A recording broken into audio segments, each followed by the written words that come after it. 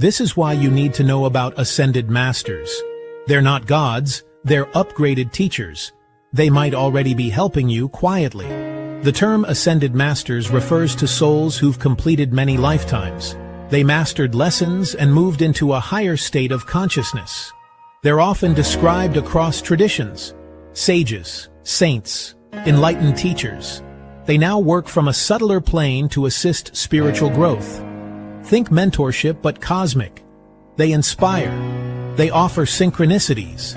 They nudge people toward healing and purpose. They don't force outcomes or micromanage free will. They guide and amplify intention. People connect with them through meditation. People connect through dreams. People connect through symbols. People connect through sudden inner knowing. Skeptics call it archetypes or psychology. Believers call it a real helping presence. Either way, the idea can be a powerful tool, a model for inner growth and moral courage. Want a quick practice? Try a 1-minute meditation asking for clear guidance. Notice what shifts.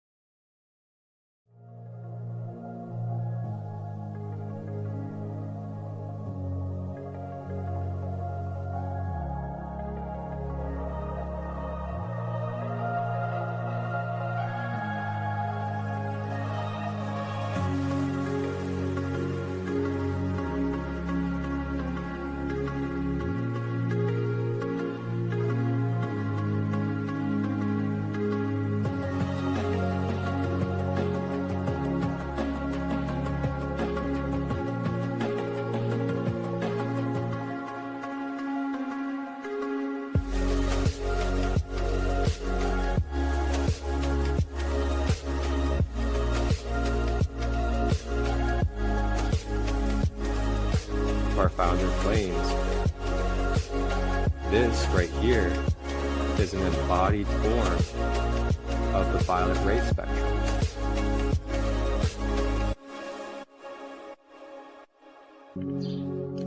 Tap in and tune in Tuesdays, Wednesdays, and Thursdays, 9 a.m. to 10 a.m. Eastern, live on YouTube, Facebook, and Instagram. Grand Rising with ChristoLight.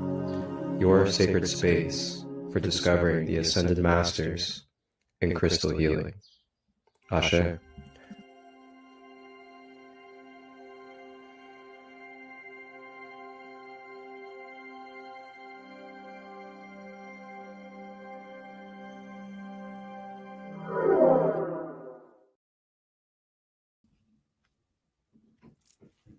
Grand day, grand rising. Welcome, welcome. Thank you for tapping in, tuning in to another beautiful episode of Grand Rising with ChristoLight. We are continuing our series, traveling into the different councils and wonderful organized factions that we have that are part of our universal time matrix, that are helping carry out the law of one and the balance and harmony of this evolution of ascension that we are in. So with that being said, we are going to go ahead and open up our space with a beautiful collective card reading. And then after our collective card reading, we will then move into our focus and topic for today, which is going to be about the direct Ascended Masters and the original blueprint of what the Ascended Masters are and how to consciously connect with the council and the individuals. Along with that, we'll talk about the false Ascended Masters, or the false prophets, and the false light beings that have been mimicked and replicated based on the original Ascended Masters for mind control, manipulation, and other reasons. So, again, Grand Rising and welcome in. I'm Marcus ChristoLight. I am the founder of Sacred Light Healing and Wellness in the Sacred Kingdom community, and I am a multifaceted energy and shamanic practitioner.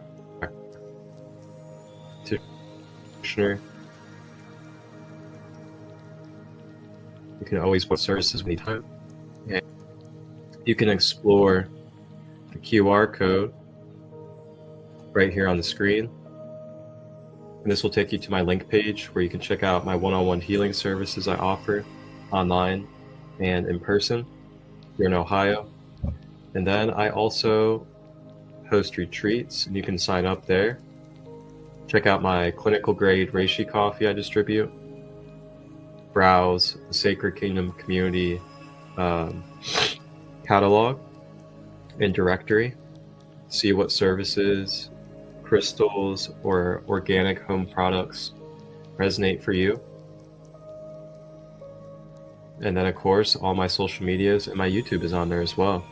So just scan that QR code up there in the corner if you'd like to check out my link page, or it'll be down below in the ticker or in the description as well. So again, thank you guys for all being here. Enjoy this episode as we explore the Ascended Masters. And before we even dive in to our focus for today, we're going to get this collective reading, and then we're going to do a recap on where we left off yesterday as well.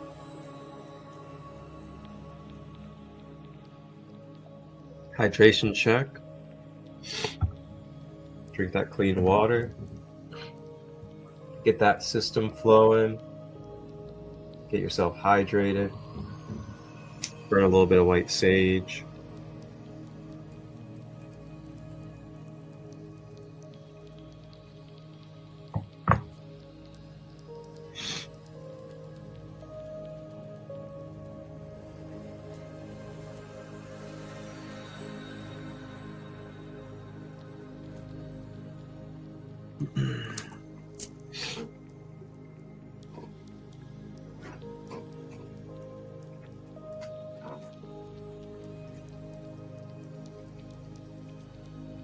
Today's collective card reading will be brought to you by the Light Language Oracle. The Light Language Oracle is where we will be pulling for today.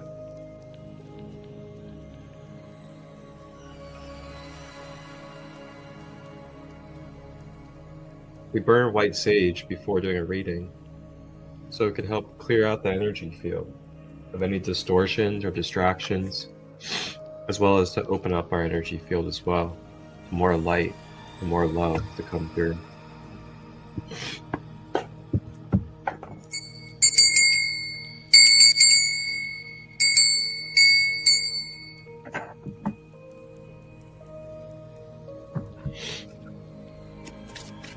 So you comes through today through the Light Language Oracle.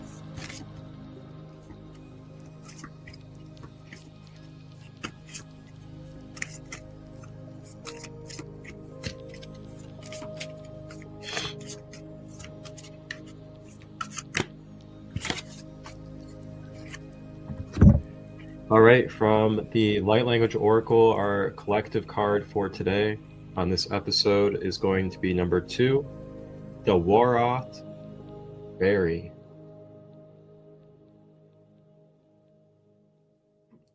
The Waroth Fairy.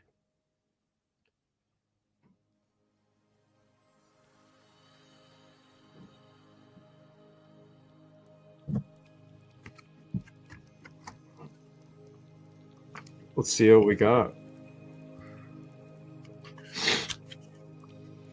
The Waroth Fairy represents shadow, grief, and courage.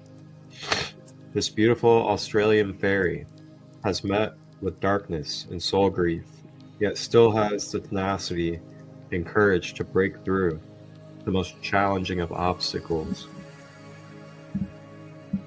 She offers you the tools you need to break free from what is keeping you stagnant in sadness or fear.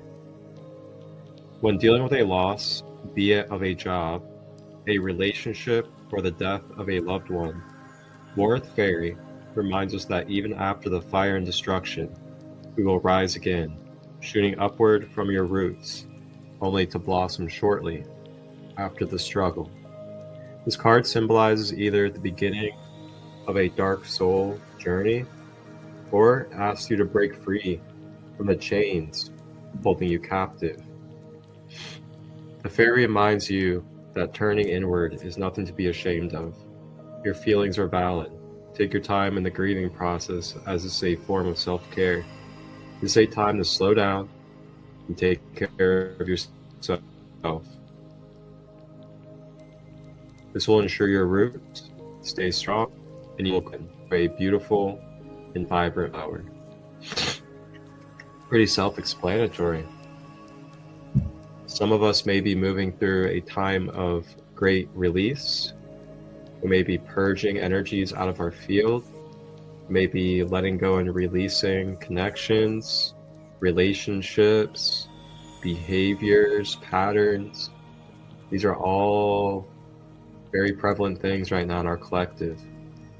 And I know even for myself, I'm in a period where I'm really diving deep into myself and digging deep and really feeling and leaning into the emotions and the things that I'm sensing and feeling for myself.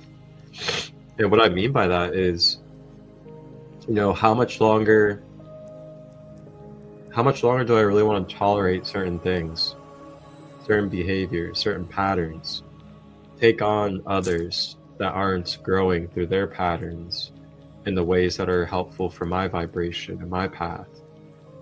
And I'm getting to a point where it's like a very fine line between really just continuing on with toxic patterns for myself and others, and really just elevating and moving on and just allowing unconditional love to be what it is and know that everyone has their own path. And that's where I'm at. And as you continue to climb the ladder of yourself, you might find that you get to this place with yourself. You start to have more solid boundaries. You start to communicate more clearly and more raw, more direct. You kind of start to enact more self-discipline because you're not wanting to keep giving into your same patterns, giving into the same things that are attracting certain things into your life. And bypassing is a huge one for us as human beings. Are we bypassing things because, we love the person, or we love the animal, or we love the place or the thing, and we're just going to continue to allow things to step on us? We're going to continue to allow people to do things to us repeatedly and just bypass. It's time to really step out of the bypassing energy and start enacting self-discipline. If self-discipline is one of the things, healthy communication, vulnerability, self-empowerment, many different things are being called right now. And where are you at? Take a moment and think about perhaps where you are right now. Are there certain behaviors, patterns, and things in your life that you're ready to release and let go of? What steps are you taking, and what is keeping you from releasing and stepping forward?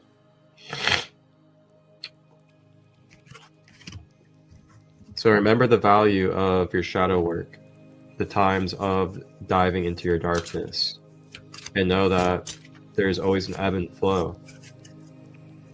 The deeper you dive into your shadows and embrace it when it comes, the more you'll be able to elevate and also master your shadows and integrate them as a part of your empowerment.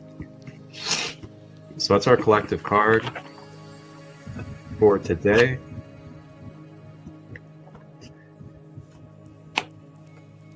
Shadow work is calling.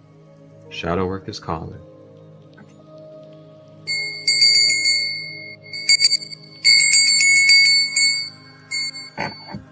Today we're about to learn about some Ascended Masters that we can do our shadow work with as well. A beautiful way to kick us off and get us into the energies. So with that being said, let's go ahead and take a recap to yesterday's episode, where we are going to continue and pick up where we left off. The Great Karmic Board, also known as the Lords of Karma, is a body of 8 Ascended Masters who are assigned the responsibility to dispense justice and to adjudicate karma, mercy, and judgment on behalf of each soul on earth. All souls must pass before the karmic board before and after each incarnation on Earth. Egypt, when they show the weighing of the scale, I actually have the picture right here on my wall. And I'll show you guys real quick, since right here, the great infamous picture of the weighing. So it's the Egyptian, version of that. The common sayings, what goes around comes around, and what you sow is what you reap, are great examples of how karma works. Hinduism identifies karma as the relationship between a person's mental or physical action and the consequences that follow that action. It also signifies the consequences of all the actions of a person. That light, their current. The more that you dwell on that truth, the more certain of it you will become, and the stronger will be the truth of it within you. Whatsoever your attention is upon, that shall you become. Your attention is a great lens by which you focus your energy and control your being. Of the Darjeeling Council and the Karmic Board, representing the first ray of God's will. He has been a guiding force for many Ascended Masters, including Saint Germain, Jesus, and El Morya. She is a prominent figure in the Karmic Board, representing the second ray. She is the spokesperson of the Karmic Board and holds the God consciousness of liberty for the earth. The goddess of liberty has a rich history, having been embodied in Atlantis and as a member of the Amazonian race. Can render to you. Ask the angels to deliver your letters to the addressee. Do not forget to put your name, last name, the date, and burn the letter. If you decide to keep a copy of your letter, you will find out in some time that much, if not all of your request to the Karmic Board has come true. Creator. Creation is an action of the faculty of God's vision. Cyclopeas hold the vision for all of life, and thus he is known as the all-seeing eye of God. Wow. Oh, wow. It's also known as the evil eye. Know, dear children of the divine light, that you are experiencing a complete metamorphosis at the core of your being, as much as in your patriarchal societies still active today.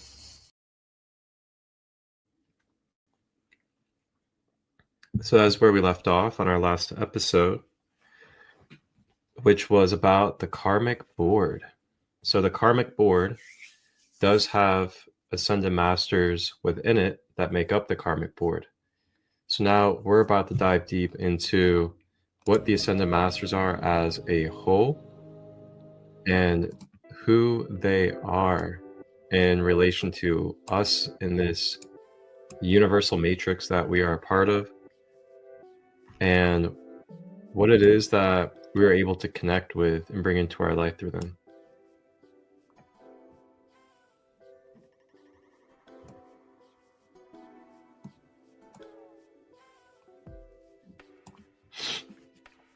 All right. Divine Rising Queen, welcome in. All right, let's get it. An Ascended Master is a highly involved group level of consciousness that exists beyond the dimensions of the time matrix. They are not in a form as we would know it. Ascended Master is a term that is highly misunderstood with the metaphysical and New Age movement. The commonly known Ascended Masters are shown frequently are mostly our human spiritual elder brothers and sisters that have gone beyond the reincarnational wheel of the 3D Earth. However, mostly they are existing within the 5th to 7th dimensional bands of our future. They are considered more like a kindergarten ascended master, as they have not achieved the true ascended mastery that would take them outside of our dimensionalized system or time matrix. Many humans think they are channeling masters or channeling astral entities in the 4th dimension, and some of them are misinterpreting themselves. This is why learning about our spiritual autonomy that explains the dimensional levels are important. One can employ more discernment with this understanding. The Guardians refer to the true meaning of ascended mastery as not being the term to those identities that have progressed into a partial ascension process. These beings are as valued and loved. However, it is more appropriate to understand them as our elder brothers and sisters assisting the human family in the current ascension process. Many of them do not possess the knowledge that resides within our higher self-God identity. An ascended master is a highly evolved group level of consciousness that exists beyond the dimensionalized of the time matrix. So basically what it's saying is that if you go all the way back to the beginning of the series, we talked about in the universal time matrix, there's 15 dimensions. Dimensions 15 to 13 are the ascended master realms, and they are pure sound realms. They are 3 sound fields. These sound fields exist outside of our time matrix, and then they manifest into light, and then from light into form. So that original sound field is the ascended master realms. They are pure sound in the universe. Now, we'll talk about, the false light versions here in a moment.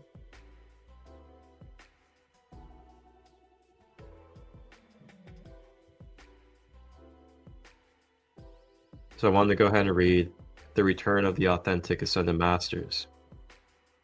There have been guardian projects directing golden silver eggs and golden silver energetic current through the main Twin Dragon Ouroboros lines that run from Avebury and through Chi An City and Mount Kailash architecture. There are starry night, dark firmament connector points from the Rasha body linking into constellations of stars that form into a cosmic Christos sun-star network in Canopus and Sirius for unifying the solar Rishi Rayasha template. The primary focus is building the Holy Mountain architecture for seeing the Blue Rainbow Bridge, a type of cosmic Christ consciousness distribution center in which different star patterns that are connected to the Ascended Master, Rishi Raisha identities, can heal their light body and reunite with their spiritual sun star home and divine counterparts. This is the architectural preparation for integration of the Palladorian identities throughout the 12 evolutionary rounds, which collapses the Palladorian call of personal Christ identities in order to generate the cosmic star-human, starborn expression of authentic Ascended Master templates. Some of the Ascended Master embodiments began to surface earlier this year during the Epiphany window on January 6th, when the solar Rishik Masters connected to the stars, and Orion's belt began to make himself known as the Three Wise Men. Further explaining their connection to Fisher King, Divine Master archetypes, the Fisher King archetype is the Mahi Grail King Guardian, who holds and protects the cosmic records of the creation. The High Melchizedek Priest that embodies and holds the spiritual knowledge of the soul's evolution purpose throughout time as connected to his land's tribe or lineage. Due to the severe wounds of the Fisher King, exacerbated by his inability to join in hierogamic union with his beloved solar female counterpart, he is effectively maimed with such grievous injury that he cannot fully heal himself. Therefore has he suffered from deep spiritual injury. All that is living and natural in his kingdom, along with the collective human tribe under his auric stewardship, also suffer greatly, as the woundedness becomes like a increasingly painful disfiguration. The spiritual disfigurement leads to disease, which starts to hold and become infiltrated by parasites and his worst enemies, as they stand on his shoulders and pretend to be him, but in the process are sucking him dry as spiritual impostors. Thus, returning, ascended masters point to the fact the Fisher King's profound spiritual woundedness is the reflection of not only what has happened to them during the Dark Aeon, but to all human race collective consciousness.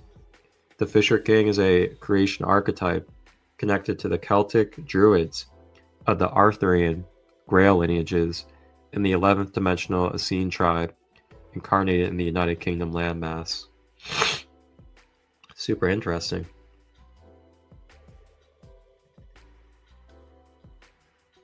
So let's go ahead and take a look at the Blue Rainbow Bridge.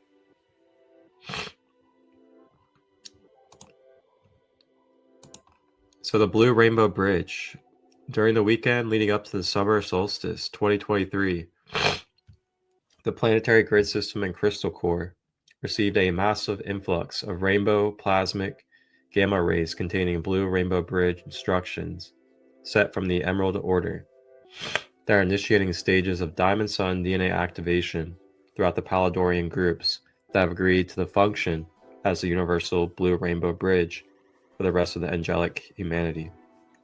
The Blue Rainbow Bridge is a Paladorian Diamond Sun Starborn embodiment sequence with crystal key activations for Ankh body, in which the genetic keys are designed to act as the gatekeeper access into several intermediary portal systems created between our planetary and galactic consciousness layers and the eternal cosmic Christos Emerald founders.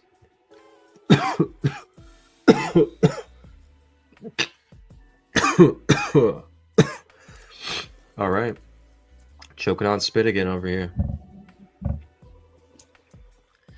So, continuing, in which they are designed to act as gatekeeper access into several intermediary portal systems created between our planetary and galactic consciousness layers and the eternal cosmic Christos Emerald founders.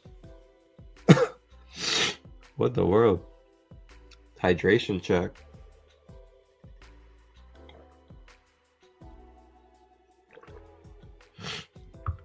Ooh, throat chakra's clearing. The Emerald Crystal Heart portal systems encompass massive living star geometries that are building interdimensional portal systems for the God worlds throughout the Sun-Star disk systems that link with multiple layers of universal Ankh bodies and crystal cathedral networks, which are the spiritual dwellings of the Emerald founders and their triple solar Rishi Resha God body emanations.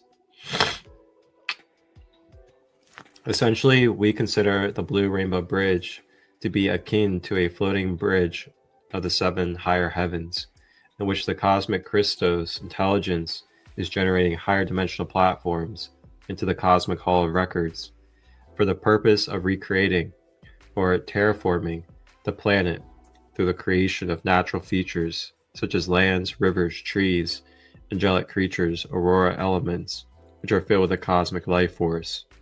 The spiritual connection connects with the cosmic mother's silver white flames, which generates a silvery white mist that blankets the morphogenic fields of instruction sets, and appear to be related to the embodiment sequence of the Merida Guinevere Brigids, triple solar Risha flames, and solar dragon rings throughout the planet. The Paladorian genetic key activation. For those first wave ascending prototypers with Paladorian pre-birth agreements and those indigo families that accepted the higher diamond sun DNA genetic package going back to 1972, the Blue Rainbow Bridge instruction set has ignited a range of intense solar body activations.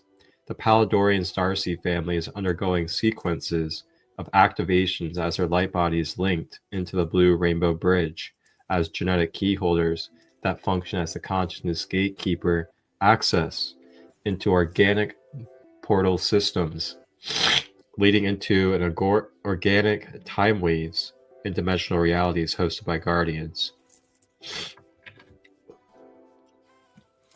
With the recent transmissions, we are receiving the fruits of our labors as a result of the reclamation of the Alhambra Palace in Orion's Belt.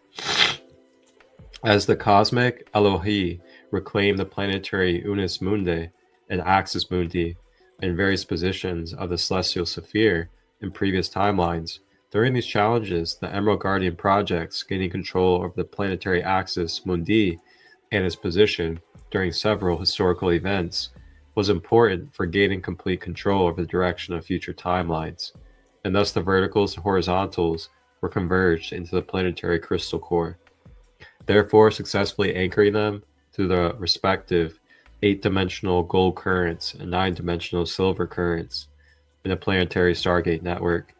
Further, by transmitting light seed codes and genetic keys throughout the 1111 gateway, complex crystalline mathematical geometries of 11 pointed stars began forming, representing the correction of the planetary Adamic body template in the male 5-star and the female 6-star patterns that unify into the hierogamic template of universal star-human coupling seeded into the Albion network. The embodiment sequence connected to the consciousness or the cosmic Elohi parents is required for the genetic key sequences that open organic portal technologies that are directly linked into the Palladorians' Blue Rainbow Bridge, seated in the Holy Mountain of Mount Kailash. The Holy Mountain architecture. The Cosmic Mother Dragon appears in the triple solar Reishi Marita Gunavara Brigid form when encircling the planet with her silvery Ouroboros line, emanating silver-white flames from her Alicia Sun consciousness streams, which appears to reconfigure the distortions of artificial holograms and reverse blueprints. As she ignites the Avebury umbilicus with her massive Bethlehem star of silvery white flames during the summer solstice, the tri-waves of braided silver and gold pulsed through the dragon lines, which intersected with the floating bridge, or the Blue Rainbow Arc, in Mount Kailash. This seems to be the primary focus of building the recent Holy Mountain architecture for seeing the Blue Rainbow Bridge, a type of cosmic Christ consciousness distribution center in which different star patterns that are connected to the returning Ascended Master Rishi Resha identities can heal their light body and reunite with their spiritual sun star home and divine counterparts. Wow. Last one, then we'll go back. The Kunlun Mountains, Mount Kailash, and the Rainbow Body. Most of the references made confirming the existence of the Rainbow Body have been connected to the Eastern philosophies and the esoteric spiritual factions that source from ancient Tibetan Buddhist teachings that originated from the Melchizedeks that were originally living in Lop Nor and the Tibetan mountainous regions. There are many pyramidal-shaped mountains of various sizes in this region, which may be actual remnants of humanity's lost advanced civilization, in which our ancestors understood how to harness the energy currents running through the ley lines and the nodal points for the benefit of humanity. From this sprouted the Kunlun and the Kailash spiritual mythologies that are based upon sources of various legends, myths, and historical accounts of the modern Kunlun Mountains and the pyramidal shape Mount Kailash, Mount Meru of the Tibetan Plateau. Kenlu and Kailash each have specific spiritual mythologies that are considered to be archetypal forces of God's divinity and wisdom, manifested on top of the mountainous peaks, where the supreme gods connected the heavens with the earth. It is considered to be the stairway to heaven, making it the sanctum sacratorum of Eastern religions and the most important spiritual, cosmological center of the world. There are numerous sites close to Mount Kailash, as referred to as Mount Meru, that are associated with the Pad Mas Bhava, as it is also considered to be his spiritual abode and source of ancient wisdom, whose tantric practices and holy sites around Tibet are credited with finally establishing Buddhism as the main religion of the country in the 7th to 8th century AD. Mount Kailash is the holy mountain architecture that anchors the universal diamond pillar gateway, which our current guardian projects have extended into the realization of the Blue Rainbow Arc Bridge for the return of the authentic Ascended Masters. This event also brings rapid solar initiation, in which those ascending groups connected to the adept lineages of these Tibetan masters are detoxifying miasmic loads of artificial red wave spectrums and other artificial frequencies that carried false ascension and new age overlays for intense onset of spiritual activations, and may require fasting, detoxing, purification methods, along with sudden changes in sleep patterns and metabolism. Wow. Good stuff. You go ahead and check this out as well. This is a nice activation image of the Blue Rainbow Bridge.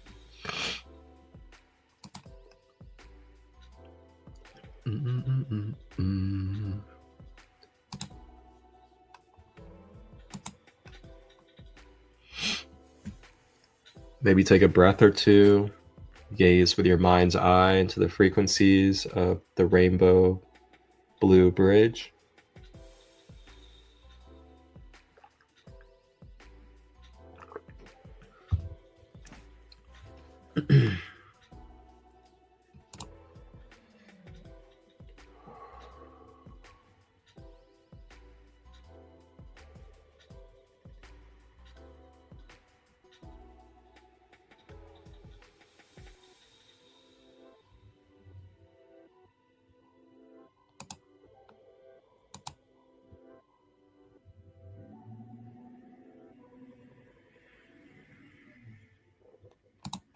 All right, so that is the great Blue Rainbow Bridge, which is the connection to the Diamond Sun Divine Father codes.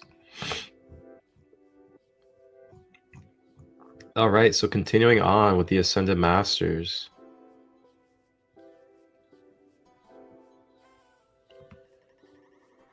Okay.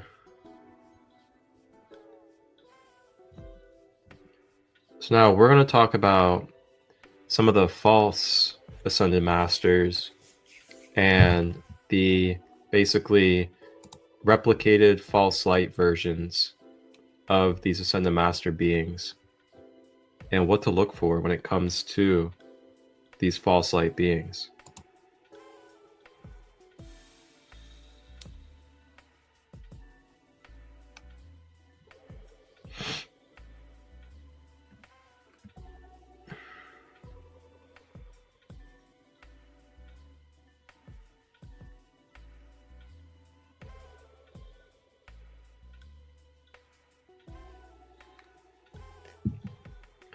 So, the Luciferian doctrine and theosophy teachings, from the omni-universal Emerald Guardian perspective, the Ascended Master and Kohans of the seven rays that are referenced in theosophy teachings of Blavatsky during the 1800s, as well as Alice Berry and others, are considered to have been as benevolent communications transmitted from partially ascended humans, and over time, hijacked, misinterpreted, and filled with misinformation being transmitted from falling entities on the astral plane or the negative agenda version of clone copies of the original Rishik and Rashik identities. So basically what it's saying is there was very pure connection in the very beginning of these channelings, and then as time went on, there began to be hijacking taking place in the New Age movement as clone copies from the negative agenda of these ascended identities began to get projected into our holographic reality as phantom versions. And this creates siphoning, envy, worship, and things of that nature. So therefore, during the dark aeon of spiritual warfare made against humanity, many of these ascended master identities were captured and used by the negative agenda to confuse awakening humans during the ascension cycle. These groups had lost their Rishi Resha template and Solar Logos embodiment during the invasion. Thus, they are partially ascended masters because they have mastered material reality by ascending beyond the 3D Earth plane, but have aspects that are trapped in future timelines or in the phantom areas. Thus, they have been unable to reclaim spiritual body parts and ascend out of the universal time matrix until very recently. The Guardians do not reference partially ascended humans with the egoic rays as Christos God creators, although there is controversy about the usage of that label in the Ascended Master teachings, which have been adapted for use in supporting the Luciferian bloodline ideology practiced by some of the Antichrist, secret societies, and power elite. This is referred to as the New Age hijack by Luciferian identities. From the third dimensional human perspective, these partially ascendant consciousness levels would appear as godlike Madame Blavatsky bodies of work, began with intentions of humanitarian, benevolent, and later developed into biases based upon her belief of the Luciferian doctrine. She was a contactee and experiencer that received ancient wisdom directly from the Kashmir Tibetan masters in the 10th Stargate network, but then was tricked into believing that Lucifer was the source of the knowledge and thus the esoteric light bearer and liberator of humanity, obviously from the Christos guardian position.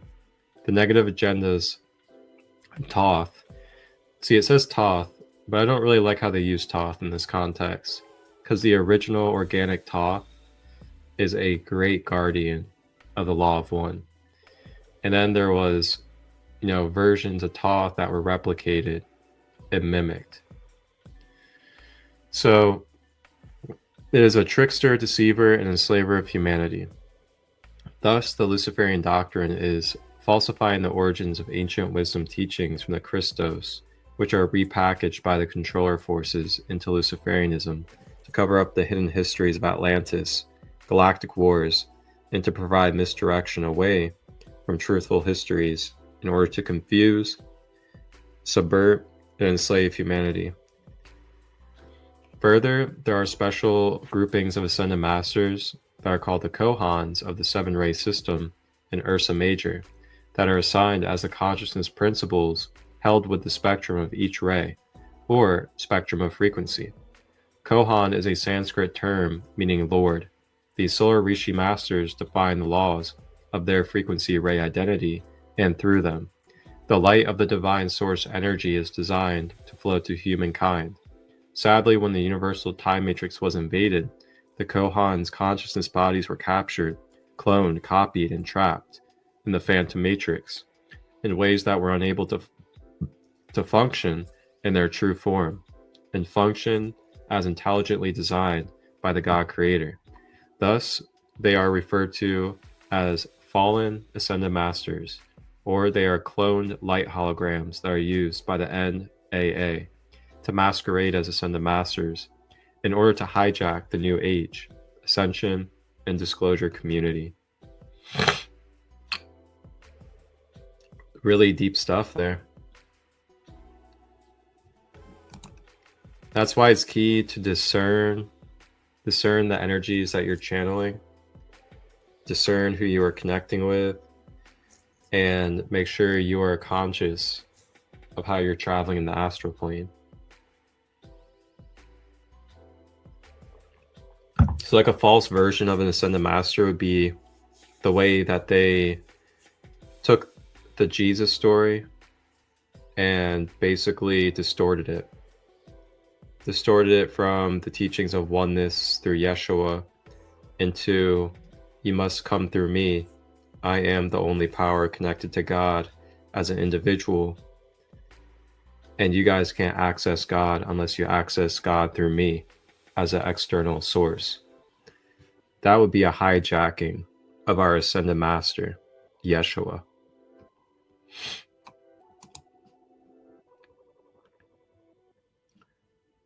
So the voice of the I Am reference. In 1937, the voice of the I Am as the great cosmic being. When the ascension of both has taken place, each is the complete balance of all masculine and all feminine qualities within himself. Then the threefold founder flame of life is completely unfolded. The individual becomes master at cosmic levels of creation and does work with systems of worlds, as well as in the physical world. Thus, that which came out of the great central sun as one flame becomes three complete flames, each of the same, full, limitless power and activity, as the great spiritual central sun. This becomes the cosmic activity of the power of the 3 times 3, when both rays have made the ascension. Then the individual works with systems of worlds instead of just in one world. This is the way the Godhead is ever expanding the perfection of itself through the identity in infinity and keeping order throughout interstellar space. The Master Christos Collective are ascended masters of crystal star that may be communicated with the 7 higher heavens or trans-time continuum, which is located in the core of the next universe through Andromeda, and coordinates and corridors which lead into the higher creation realms of the God worlds. They are a united crystal star matrix collective of beings from multiple God realms that are in the alliance with the crystal star and the Aurora re-encryption projects. Their role is to unite all identities of the personal Christ through all precision of the equinoxes, ascension cycles with the God source, and their collective matrix, the archetype of the crystal kaleidoscope, which became accessible in 2014. Essentially, they are the collective Christ Son bodies, uniting in the many universal cores simultaneously, which phase lock into access into the omniverse. And then we have the Christ Hala tones. So when the tones of Ka, Ra, Ya, Sa, Ta, A, La are woven into a complete pattern, they are an actual Merkaba spirit body. The spirit body of crystal consciousness is phonetically spelled something like Christ Dala or Christ Hala, Ka, Ra, Ha, Sa, Ta, Ha, La, emphasis on the H, which also describes and explains the male and female merged as risen, Christos, double diamond sun body. These Ka, Ra, Ya, Sa, Ta, A, La tones are a part of the crystal star and crystal diamond sun matrix of the Ascended Masters, referred to as the Master Christos Collective, located in the omniverses of the higher God worlds. And we'll actually be getting into the Master Christos and Christos Founder collectives tomorrow on Thursday. Wow. Great stuff. AscensionGlossary.com for everybody that would like to access this information. Check it out yourself. Great knowledge and info to meditate on. And I gotta say too, be aware of those false light beings, the ones that tell you what to do, that tell you to worship, and things like that are false flags. Now, if it's just simply giving you insight, love, unconditional knowledge with your free will respected, then that's a different sign that you're aligned with an organic being.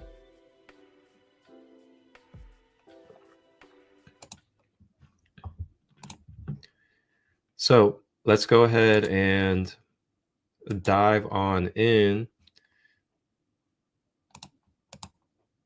to our videos for today. And we'll get started on our videos, and then we'll take a moment in between the videos to also take a look and explore the different ascended masters that make up the first 7 rays, or the Kohans of the first 7 rays.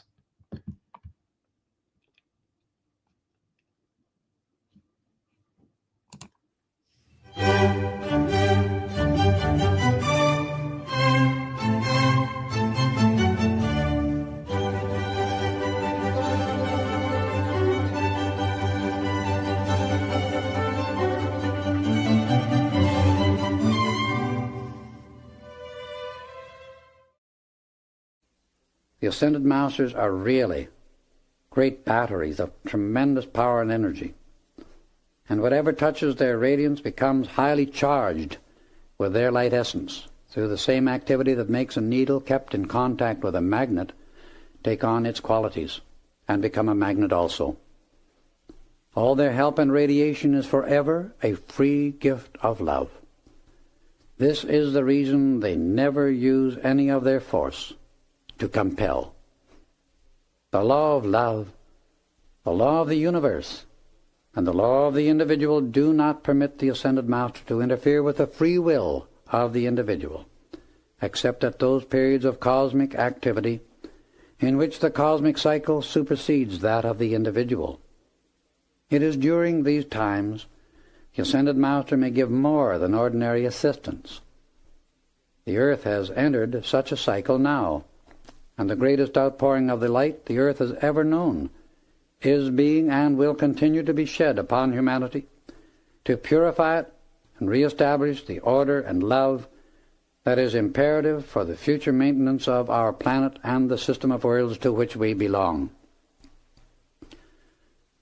All that does not or will not come into the action of order, balance, and peace must of necessity pass into some other schoolroom of the universe and work out its own understanding of this law in some other way than is to be the expression of the future life upon our planet.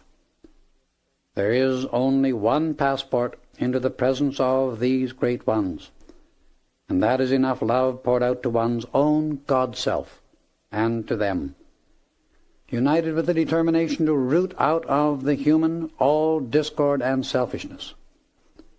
When an individual becomes determined enough to serve only the constructive plan of life, he disciplines perfectly his human nature, no matter how unpleasant the task. Then he will automatically draw to himself the attention of an Ascended Master, who will take note of his struggles and pour out courage, strength, and love, sustaining him, until he maintains the feeling of his permanent contact with the inner God-self. The Ascended Master knows and sees all concerning the student, for he reads clearly the record which the student has made in his own aura. This reveals the state of the disciple's development, his strength, as well as his weakness. The Ascended Master is the all-knowing mind and all-seeing eye of God, for from him nothing can be hidden. The one who wishes to come into the visible, tangible presence of the Ascended Host should understand that unless he makes himself a radiating sun of love, light, and perfection which the Master can expand and use as a part of himself, that he can direct to any place consciously at will, he would be useless, merely a barnacle and drain upon the Master's work and world. If the student has not, be not willing to, or does not discipline the personal self, so it is calm in mind, peaceful and loving in feeling, strong in body, he is not material that the Ascended Master can use in the more than human work that he does. When the student has not a strong, controlled, well-developed vehicle, he is unable to cooperate with an Ascended Master. and thus do work of a kind which is beyond that of ordinary human experience. Were one of these perfected beings to take a student without such qualities into his field of work, he would be making the same mistake one does in building a machine or home if he constructs it of imperfect material. That kind of material naturally could not stand unusual strain, under sudden need, or prolonged service. Thus it would not be the part of wisdom, love, or mercy to subject anyone to an experience for which he has neither the training nor is strong enough to bear. As the Ascended Masters are the acme of perfection, they naturally would not do anything except that which is just, loving, and wise. The attitude of one who wishes to work in conscious cooperation with the Ascended Host should not be, "I wish I could go to them for instruction," but rather, "I will so purify, discipline, and perfect myself, become such an expression of divine love, wisdom, and power, that I can assist in their work. Then I will automatically be drawn unto them. I will love so constantly, so infinitely, so divinely, that the very intensity of my own light will open the way for them to accept me." My son, self-correction and control of the forces within the use of human consciousness is not the work of a moment, nor a path of ease, lethargy, and self-gratification, for the senses riot within the average human being, and he rebels furiously against the restraint of his lower nature, which is imperative if he is to govern these forces properly within himself, especially in his feelings, so they may be used and act only under the conscious dominion of his God-mind. The saying that many are called but few are chosen is very true. All are constantly being called, but few are awake enough to realize the ecstatic joy and perfection within the God-self, and to hear its voice in the light, forever and forever calling everyone back into the Father's house. Every individual on earth is free each moment to arise and go unto the Father, his God-self, if he will but turn his back upon the creation of the human senses, and hold his attention on the only source in the universe from which peace, happiness, abundance, and perfection can come. There is a way for all to come into contact with the Ascended Masters, and that is to think upon them, call unto them, and they will answer every call with their own presence of love.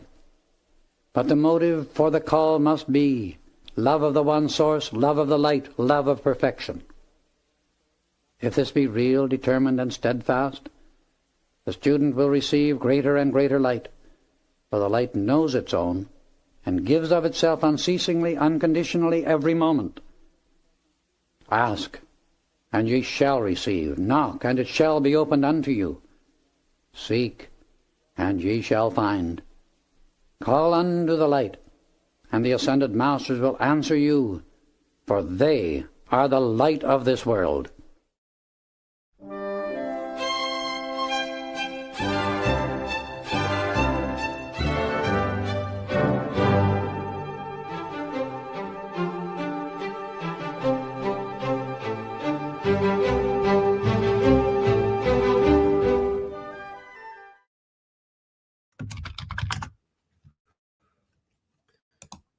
All right.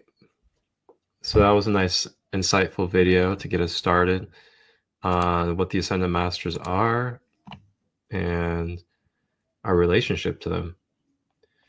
So now we are going to continue, and I'm going to share a little bit about Shambhala and the Great White Brotherhood.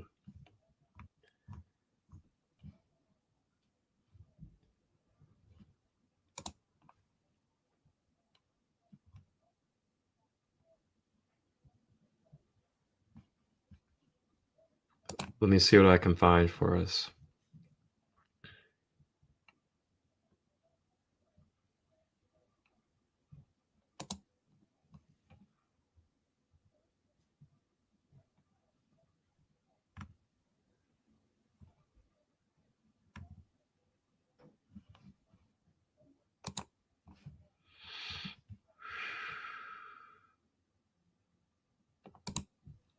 Okay, here's a little something.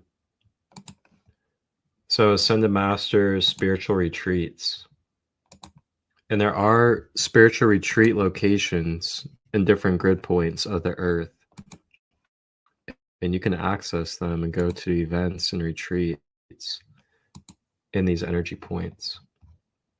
But the ancient retreat of Sena Kamara and Gautama Buddha, Shambhala, is the ancient home of Sena Kamara and Gautama Buddha, and it is located in the etheric realm over the Gobi Desert in China. This retreat, once physical, has since become withdrawn to the etheric octave or the heaven world. The retreat was originally built for Sanakamara, the hierarch of Venus, who long ago came to Earth in her darkest hour. When all light had gone out in her evolutions, there was not a single individual on the planet who gave adoration to the God presence or the inner Buddha. Kamara was accompanied on his mission by a band of 144,000 souls of light, who with him had volunteered to keep the flame of life on behalf of Earth's people. This they vowed to do until the children of God, who had been turned away from their first love by fallen angels, would respond to the love of God and turn once again to serve their mighty I Am presence. 400 who formed the avant-garde went before Sanakamara to build on the White Island in the brilliant blue Gobi Sea, the Gobi Desert now, the magnificent retreat that was to become for all time the legendary Shambhala. The city was originally a physical replica of the Venusian city of the Kamaras. The volunteers from Venus focused here the 144 virtues of the flames of the elements, composing a diamond replica of the focus in the great hub. The city of White was approached from the mainland by a beautiful marble bridge. Shambhala's main temple and altar of the threefold flame. The main temple of Shambhala is marked by a golden dome, is surrounded by terraces, flame foundations, and 7 temples, one for each of the 7 rays, situated on a wide avenue resembling the Champs Elysees, lined with trees and flowers, flame and fountains, tropical birds, including blue birds of happiness. The altar of the threefold flame is in the main temple, where the star of Sanakamara is hung from the ceiling over the altar. This, the principle, focused on the threefold flame upon the planet. It was established by Sanakamara when he came along ago. Through it, connected a ray from his heart to every life stream evolving on the planet, and thus assisted their holy Christ selves to raise mankind's consciousness back to the place where they could be taught the laws of self-mastery. So, Sanakamara is the ascended, mastered version of Yeshua or Jesus. So in the past ages, people would come each year from many miles to witness the visible physical sacred fire and to take home a piece of wood concentrated by Saint Kamara to light their fires through the coming year. Thus began the tradition of the Yule log, commemorating the return to the fire of Christhood. Sanakamara founded the activities of the Great White Brotherhood on the planetary level, and their headquarters remains here today. Here the masters train messages to go forth with the teachings of the Christ, adapted to every level of human consciousness. Each year the fruits of all endeavors made by angels, elementals, representatives of the Brotherhood, is the world of form, are returned to Shambhala in the fall, and are brought to the feet of the Lord of the world. The angels come on St. Michael's Day, September 29th. The elementals come at the end of October, and representatives of the Brotherhood at the end of November, when America, the Feast of Gratitude, is celebrated at Thanksgiving. Legends of Shambhala. In the Legends of the East, Shambhala is the name of a mythical kingdom, an earthly paradise, said to exist somewhere between the Himalayas and the Gobi Desert. Ancient Tibetan texts describe the kingdom as a beautiful place in an inaccessible part of Asia, formed of 8 regions, each surrounded by a ring of snow-capped mountains, therefore like an 8-petaled blossom, It is a idyllic country free of strife and crime, whose inhabitants have attained great spiritual development and powers. The kingdom of Shambhala plays a central role in Tibetan Buddhism. Wow. Gautama Buddha was the first initiate to serve under Sanat-Kumara, hence the one chosen to succeed him in the office of Lord of the World. On January 1st, 1956, Kumara placed his mantle on Lord Gautama, whereupon the Chela par excellence of the great Guru also became the hierarch of Shambhala. Today, Gautama Buddha sustains the tide to the threefold flame of all mankind. It will be sustained until each individual makes ascension into the light. Kumara retained his title of Reign of the Lord of the World, returning to Venus and to his twin flame, Lady Master Venus, who had kept the home fires burning during his long exile, where he continued his service with the Great White Brotherhood and the advanced evolutions of his home star on behalf of planet Earth. Wow. So that's a little bit about Sanat-Kumara, one of the main Ascended Masters who helps organize the Earth activities, and Ascended Master that came from Venus. What an interesting connection with Gautama Buddha. I mean, think about the prevalence of Buddha and just how important Buddha is to us in our journey. And then you learn about, who bestowed the wisdom passed on to Buddha. It is Sanat-Kumara. Pretty awesome, I gotta say. So let's go ahead and watch a video about the Great White Brotherhood and Shambhala. Dear ones, the Great White Brotherhood is a group consciousness of love supreme. The components of many hearts who have ascended through many lifetimes and incarnations of spiritual service to humanity and beyond. The head of the Great White Brotherhood is Lord Maitreya and Lord Kuthumi. Lord Kuthumi currently holds the role of World Teacher, and Lord Maitreya overlights Lord Kuthumi as he teaches worldwide and galactically during these tremendous times of change and planetary ascension. The Great White Brotherhood is overseen by the energy of God consciousness and encompasses the collective energy of the Christ consciousness. The God consciousness is an energy which is all-encompassing and is within all beings. The consciousness of Christ is an energy which some seekers of spirituality hold, but not all. Not all seekers have a soul contract pertaining to Christ consciousness as part of their evolution. It is possible to achieve God consciousness, as there are many routes to this level of attainment. Not all can achieve enlightenment using the path of Christ consciousness. All souls and their path are unique. Some souls find their affinity to the God consciousness through another prophet, like Muhammad. Muhammad is not within the Great White Brotherhood at this time. Muhammad represents the Muslim faith. Although Mount Shasta has become a focal point for the Great White Brotherhood,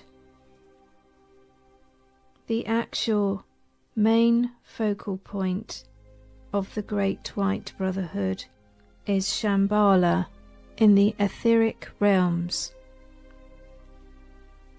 All the Ascended Masters reside in this pure inner plane of existence. It is a teaching and learning plane for the Ascended Masters.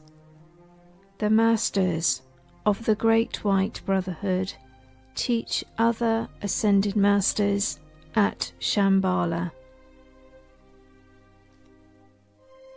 Elizabeth Clare Prophet and her husband had an affinity with the Great White Brotherhood, and they anchored the energies of the Great White Brotherhood at Mount Shasta in California of the USA through their dedication and devotion.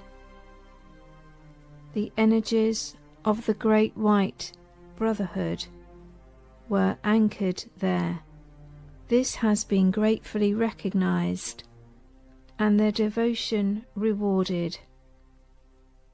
The Great White Brotherhood continue to hold their energetic there to this day.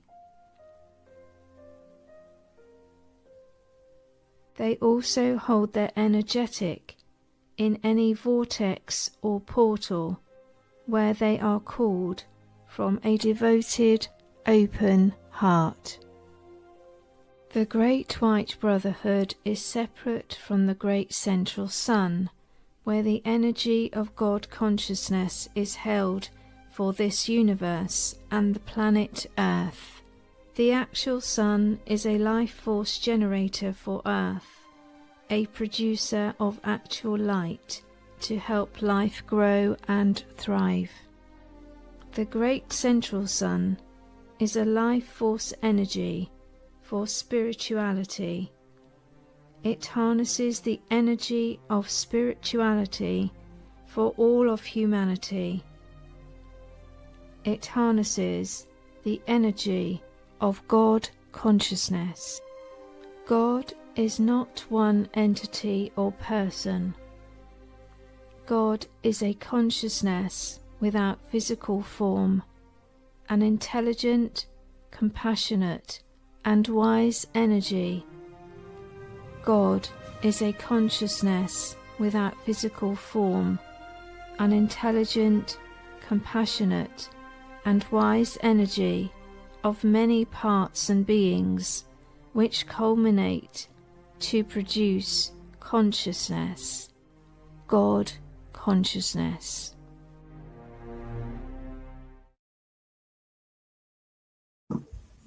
Ooh. These episodes be getting the rays coming in. I feel them, man. It wakes up my cells. It wakes up my energy, my blood. Just stimulates my chakras as well. Just really dialing in and tuning into all of this. So I'm going to also go over some of the Kohans or Ascended Masters of the 8 rays. So when we incarnate each life, our soul incarnates on one of the 8 rays of incarnation. The soul has a color, and this color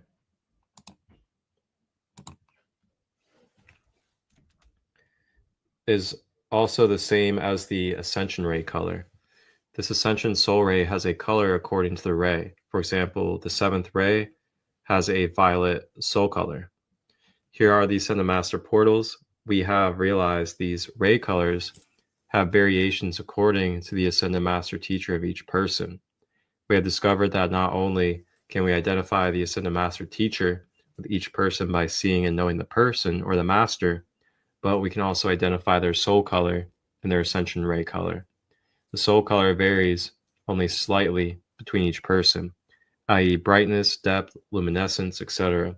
This is due to their level of ascension. Some masters are linked with more than one ray. For example, Hilarion has 2 rays. He is linked within the 5th green and orange. So if Hilarion walks with you, you will have one of these colors. Each color has a different meaning. Please note we can't replicate the beauty of each ray. We can only give an idea of the base color because computer graphics don't compare to the beauty you are. Some soul colors we struggle to get right, like Hera's. These colors are the Ascension Ray, Soul Ray colors, not the aura colors of the Masters. So the first ray is the blue ray. That is the ray of God's will and power. We have the lead head, which is El Moria. And then there's Hercules. There's Melchizedek of the blue ray order. Metatron. Metatron has various different colors. Moses, St. John the Baptist. Then we have the second ray, which is the yellow, the ray of wisdom. We have Hera. We have Jesus or Yeshua, Krishna, Kuthumi, Lantu, and Lao Tzu. The third ray, the pink ray, the ray of unconditional love.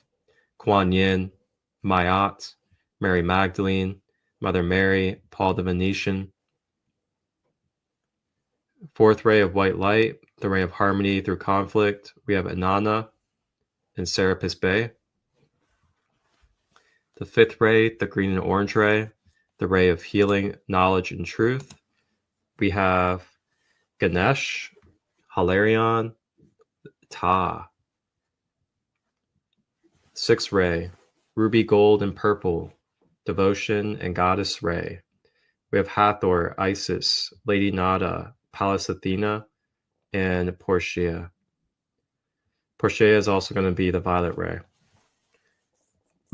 The seventh ray, the violet ray, we have Saint Germain, Ra-Mun, and then Portia as well.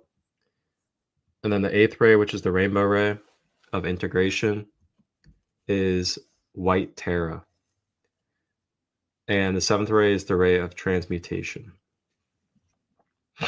So I just wanted to go over that. You guys can check that out anytime and look up the difference in the masters and their rays that they carry.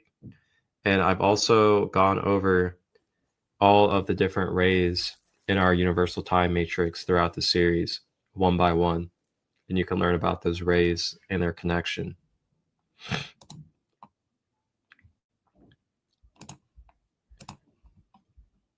All right. So now we're going to go ahead and check out our last video, and then we'll have a closing Ascended Masters meditation for us to close us out. Teachings from Kuthumi's Hands, Shambhala. What is Shambhala, this ancient, mystical place that has appeared in prehistorical literature for thousands of years? Myths, legends, and all too much misinformation has been associated with the name, Shambhala. I hope to clear up some of that confusion in this brief overview of the matter, and I want to convey that the information comes from the Great White Brotherhood, the high initiates of Earth's spiritual hierarchy. Roughly 18 million years ago, Sanat Kumara was granted permission by the solar logos for this system of planets to come to Earth to lead the sentient life on this planet upwards into the light and raise the primitive consciousness of the human life forms from the barbarism and savagery into which they had fallen, because the dissolution of this planet was being considered, as it was not meeting its evolutionary expectations and was becoming a collective burden to the solar system. Certain high initiates in an act of love and sacrifice offered to precede Sanat Kumara to the earth in order to prepare the way and build for him an appropriate place of dwelling and center for the administration of the plan to slowly advance the evolutionary progress of Earth and her peoples. See, who is Sanat Kumara? These 104 initiates were called, in the ancient writings of old, the Lords of the Flame, and they, along with Sanat Kumara, all came from the planet in our solar system that we call Venus. However, their level of existence was much, much higher dimensionally. It would not be visible to our telescopes, for example. The plans had to be approved by the Lords of Karma, the Karmic Council, for this system, and when that approval was received, the 104 were allowed to enter into the Wheel of Rebirth, the cycle of incarnations on this planet. They would enter into the human life form as it existed then and be subjected to the laws of this particular planet, which included the veil of forgetfulness upon birth of the form. Their subconscious would be programmed, after birth by their guides, with the mission for which they had volunteered, and gradually the memory would be awakened as they grew and developed. These lords of the flame, now incarnate, lowly humans, would find their way, eventually, from all over the world to the shores of a great inland sea in that part of the world that we now call China. The distant memories of their origin and mission were stirred despite the primitive circumstances of their tribes and cultures, and they would follow a powerful intuitive impulse across continents and oceans to find each other on the shores of the Gobi Sea. Set within this sea was a beautiful, verdant island where they would focus their building efforts in a project that came to be called the Building of Shambhala, and the island would eventually be called the White Island, which was a reference to the gleaming white structures that comprised the city upon it. The name of the city, Shambhala, was taken from the capital city on Venus, the home of their beloved Sanat Kumara, and the plan was to design it to be a replica of Shambhala on Venus. Every precise detail of this city was forever preserved in the Akashic records, and that is where they drew their inspiration once their clairvoyant powers had been reawakened and their ajna chakras had been vivified. Only the finest building materials were used in its construction, the finest marbles and rare woods and stones and precious gems that the earth had to offer. The building of Shambhala took 900 years to complete, because it was totally destroyed a number of times by natural cataclysms as well as by marauding savages who wiped out the entirety of the great ones who were sacrificing their lives to build it. These incarnate initiates had to come back time and time again to recontinue with the mission, and each time they had to re-stimulate the memory of their purpose, find their way from the distant corners of the earth, and maintain the constancy and determination and willfulness of that mission. For 900 years they labored. For 900 years they held the vision. For 900 years they would not be deterred by the forces of darkness that placed all manner of obstacles in their path. They did ultimately prevail in creating a replica of their Shambhala on Venus with the great golden domed temple to serve as the center of the city and the home of Sanat Kumara. The larger stones were carved and moved by use of their telekinetic powers and the use of sound, much as was done with the Great Pyramid of Giza. The boulevards were wide, the domed temples were massive. The minarets were tall, plazas were abundant, fruit trees and flowers were planted everywhere. It was a labor of love that went on for centuries. The city of the sun on Venus was the pattern and template for the golden city of Shambhala, so called because of the gold filigree that was used on many of the temples. Each of the 7 major ashrams of Earth's spiritual hierarchy has its own series of temples, refer to, the 7 rays explained. The coming of the Lord of the world was accompanied by grave ceremony and joyous exultation, and the earth received an unprecedented leap in its evolutionary advancement by the aura and energy field of this great being. The downward spiral of the sentient life of the planet was immediately halted and a trend of reversal was begun, which would lift the collective consciousness in a stepwise fashion through the eons of time. The Great White Brotherhood was formed to carry out the plan of Sanat Kumara for the kingdoms of nature on the planet and would be the vehicle for advancing the consciousness of the race of mankind. All of the original members of the Brotherhood were from Venus and other systems of evolution outside of the Earth, but gradually over the eons of time they would come to be replaced by initiated individuals from the Earth's own evolutionary system, the Buddha and Lord Maitreya being the first ones to so graduate in consciousness. For more on Earth's spiritual hierarchy, go to the ashram of the king. Today this great city of Shambhala can no longer be found at the dense physical level of Earth. It cannot be seen by the human eye with its very limited spectrum of light visibility. It cannot be perceived by any of the sensory organs of the human body. It has been removed by the planetary logos, the higher self of Sanat Kumara, and lifted in vibrational frequency into the highest etheric level, which is the uppermost of the 7 subplanes of the major physical plane, comprised of 3 dense physical subplanes and 4 etheric physical subplanes. It very much exists over the Gobi Desert of western China, and only those who are called may visit in their astral forms. This is usually done at night when sleeping or when meditating or some other form of altered state of consciousness. Students and disciple initiates of the Ascended Masters attend classes in the temples there. 4 times a year, on the equinoxes and solstices, the Great Council meets to discuss telepathically the events on Earth, the progress made, and plans for the next quarter and year. I think that something of practicality should be mentioned here.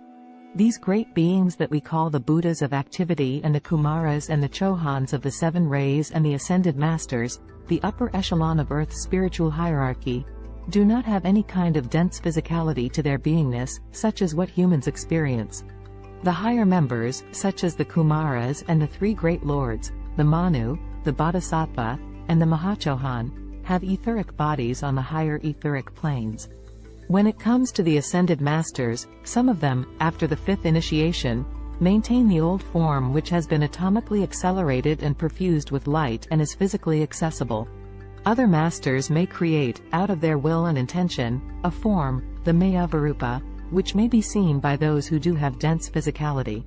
The form that they choose would then be used in giving instruction to their students and initiate members of their ashrams. And the center called Shambhala is one of the primary meeting places aside from their etheric retreats around the planet. Shambhala does exist and has been here for millions of years. It is not a myth handed down by the Eastern adepts to the poorly understanding uninitiated. In the words of the Tibetan master DJ Wilkul, Shambhala is the center from which the will of God is dispersed. The will of God is the energy of the first aspect of the triune Godhead, also called the first ray. Please see, the first ray. The first ray makes its way from higher levels into the consciousness of Sanat Kumara, who then passes it on in transmuted form to the Manu and the Chohan of the first ray, El Morya. From there, it is distributed in very precise ways throughout the planet to effect the changes needed for the coming new golden age in Aquarius. The first ray, called Shiva the Destroyer in Sanskrit literature, is the destructive force which will remove the old ways and systems and forms to make way for the new ones in the coming new age, to be governed overall by the seventh ray. The radical and momentous changes in the consciousness of the race will be effected under the guidance of Sanat Kumara, utilizing the powerful force of the divine first ray and centering the effort from the bright center lying far ahead, Shambhala. Are you in need of the healing energies of the Ascended Master Kuthumi? Visit KuthumiHands.com.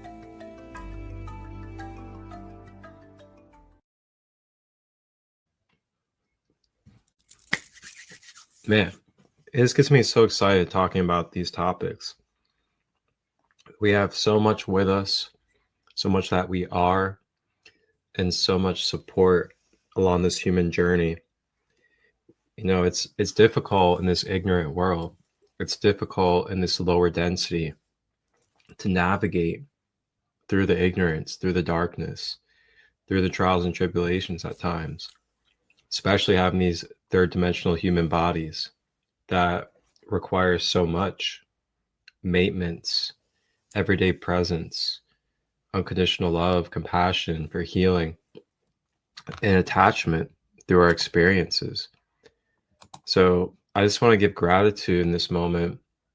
I want to open my heart, open my mind, open my whole being to the ascended mastery that we have and this beautiful order to the universe and the law of one that was in place by the Creator to help us remember who we are and to be able to continue to ascend through our incarnation journey.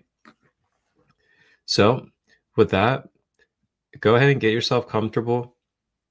Feel free to drink a little bit of water, maybe burn some sage, grab some crystals, get yourself nice and comfortable. You can sit or lay down. And I'm going to play a 8-minute guided Ascended Masters meditation by Melanie Beckler, who is a great channeler and galactic teacher.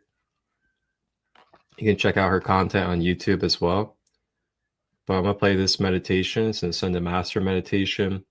So allow yourself to receive, close your eyes, focus on your breath, and enjoy. At this time, I ask that we be surrounded with our highest, best, most loving possible guides, angels, and ascended masters, and with divine white light. Surround us, uplift us, and assist us in tuning in to that which will most serve.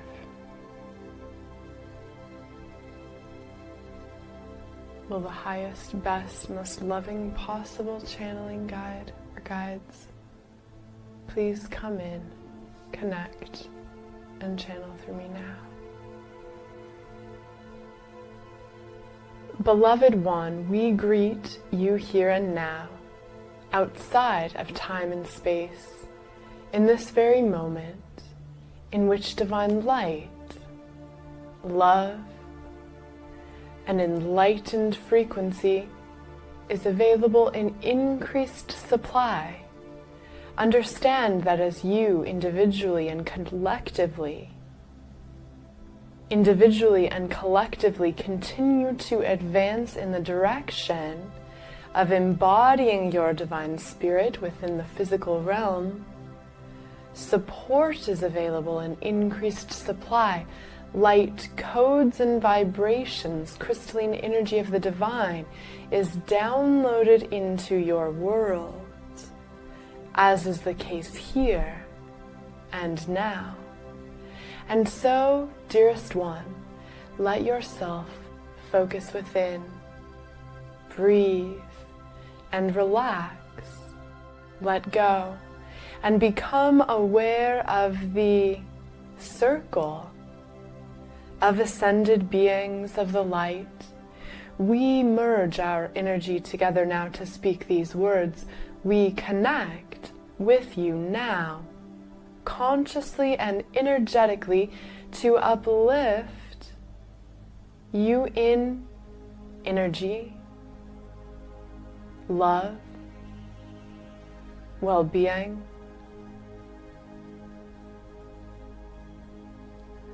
to assist you in releasing the old, the outdated and the past, to assist you in tuning in to the fresh new supply of light pouring onto your planet at this time. Breathe.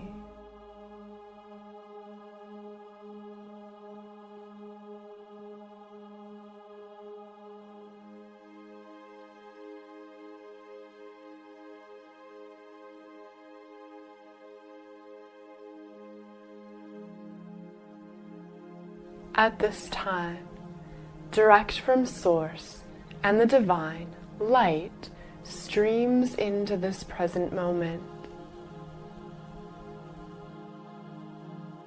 Streams into each of the ascended masters who surround you now.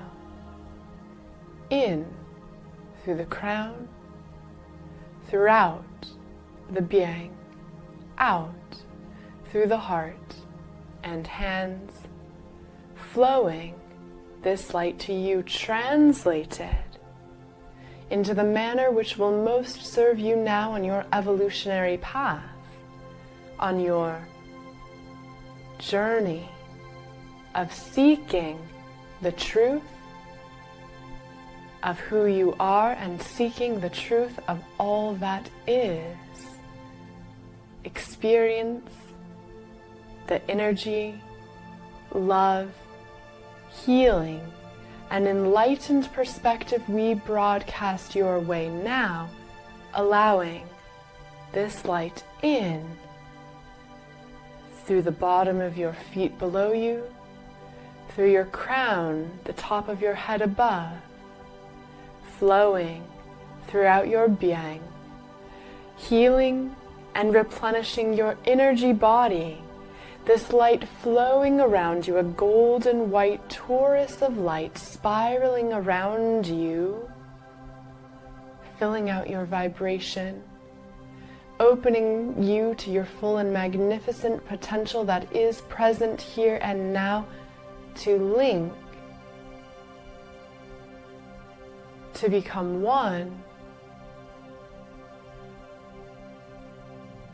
to live as the full embodiment, as the Christ light that you are, to align with your inner genius, your inner avatar and guru and Buddha, for you are one with the ascended beings you know and love.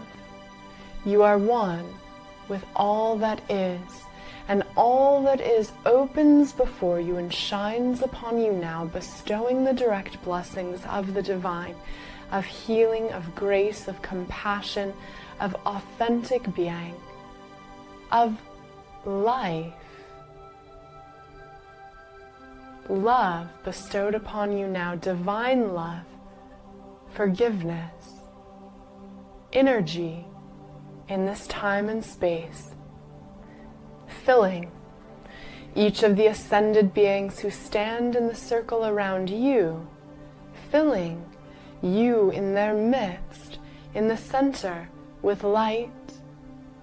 Become aware of all who will participate in this meditation, in this process. Around the world, lights shining brightly. Become aware and notice that they are not separate from you, but rather one with all who will hear these words, with the voice which speaks these words, with the consciousness which dictates these words, and with the divine. You are one with all, containing the essence and light of this oneness. Imagine grounding this light, these codes of the divine, these new frequencies of joy and well-being and conscious co-creation, grounding the divine qualities of the light into your physical being, into your present time, into your present space, into this very moment, here and now, grounding to earth, light from the divine flowing down through the ascended beings, through you, connecting to earth and looping back, reconnecting to the divine and to all that is. This divine flow, this circle of love and healing benefits you and benefits all.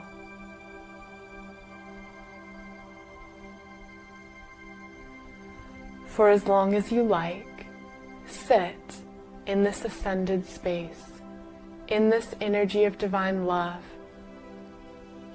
claiming the healing light for yourself and creating a ripple of awakened consciousness, of divine presence, of enlightened living throughout all.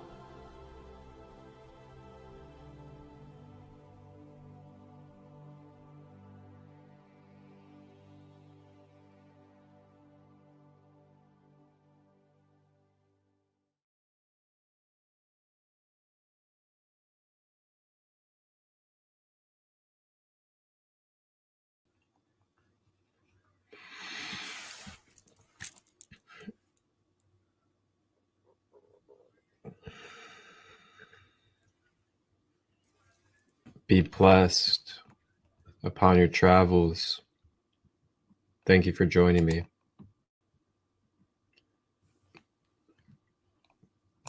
Tune in as we close out to this wonderful preview for a podcast coming up today at 5 p.m. Eastern, hosted by Shannon Scott, House Mama Podcast of Unity and Community. We will have a honor to sit with Leah Martinelli and hear about her life of spirituality and healing through different ways of her own journey of overcoming different things such as abuse. So it'll be a powerful story to hear. 5 p.m. Eastern, House Mama Podcast. You can check it out on the YouTube channel, Sacred Light Broadcast Network, or on House Mama Unity and Community Podcast. With that being said, I'll also see you guys tonight at 8 p.m. Eastern for the Law of One, Ascending Beyond Limitations with Sandy Marshall. Everybody have a blessed and beautiful day. Feel free to leave your comments and your feedback, and also add to the material. One love. Are you ready for episode 3 of the House Mama Show, the Unity and Community Podcast?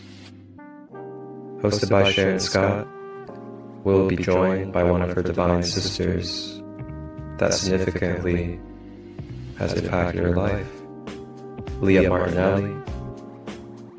Born in Colombia, adopted at the age of 4 by a single Italian-American mother, overcoming abuse and trauma, healing and growing, traveling to extraordinary places overseas like Amsterdam and Rome. We'll be deep diving and exploring the one-of-a-kind life of Leah Martinelli, traveling, healing, and spirituality.